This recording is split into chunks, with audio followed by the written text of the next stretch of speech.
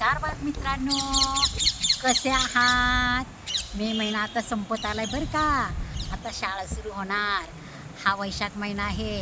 वैशाखमध्ये तुम्हाला म्हटलं की नाही, वैशाख महिन्यात अनेक उत्सव असतात. त्यापैकी 14 मेला गंगा सप्तमी होते बरं का मुलांनो. आपल्या आज गोष्टीचं नाव गंगा सप्तमी. मुलांनो, गंगा नदी किती पवित्र असते की नाही. आपण जे नळाचं पाणी घेतो ना, ते पण गंगा, यमुना, गोदावरी, सरस्वती असं म्हणून अंगावर घेतो की नाही. आपण ते पाणी अंगावर घेऊन जर ते नावं घेतली आपण गंगेचं, तर आपले पाप धुवून जातात.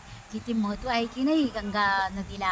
म्हणून गंगा सप्तमीचं महत्त्व मी तुम्हाला सांगणार आहे बरं का. जन्नू नावाचे एक ऋषी होते बरं का. त्यांचा आश्रम एका नदीने उद्ध्वस्त करून टाकला. मग त्यांना खूप राग आला.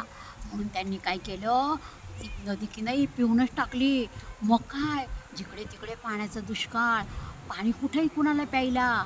मग इक्ष्वाकू वंशातील राजा होता की नाही भागीरथाने त्यांची खूप विनवणी केली इक्ष्वाकू ऋषींची, की तुम्ही कृपा करून पुन्हा नदीला पुन्हा प्राप्त हे करा, म्हणजे पाठवून द्या.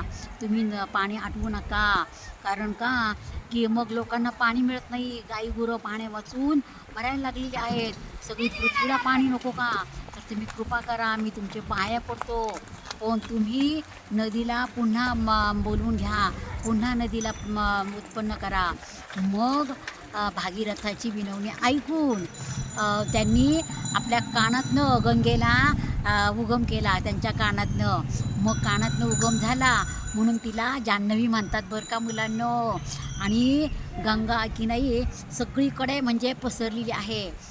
शंकराने तर तिला जटेमधनं आपल्या धारण केली आहे, म्हणून तिला जटाशंकरी म्हणतात गंगेला. कारण ती शंकराच्या जटेतनं उत्पन्न झाली म्हणून तिला जटाशंकरी म्हणतात. आणि स्वर्गामध्ये तिला मंदाकिनी म्हणतात बरं का मुलांनो. आणि पृथ्वीमध्ये तिला भागीरथी म्हणतात.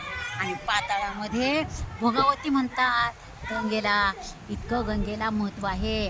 आणि वैशाख महिन्यातील कृष्ण सप्तमीला त्या ऋषींनी कानातनं तिला उत्पन्न केलं म्हणून तिला जान्हवी म्हणतात ना.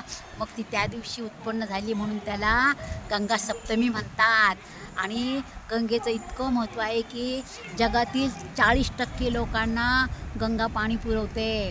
आणि गंगेच्या पाण्यावर अनेक प्रोजेक्ट पण केलेले आहेत सायन्समध्ये. आणि पाण्यामुळे आपल्याला अन्न मिळतं, सगळ्यांची तहान भागते. अशा गंगा नदीला माझा मनोमन नमस्कार. आवडली का गोष्ट आवडली असल्यास लाईक करा, सबस्क्राईब करा आणि शेअर करा. आवडली का गोष्ट?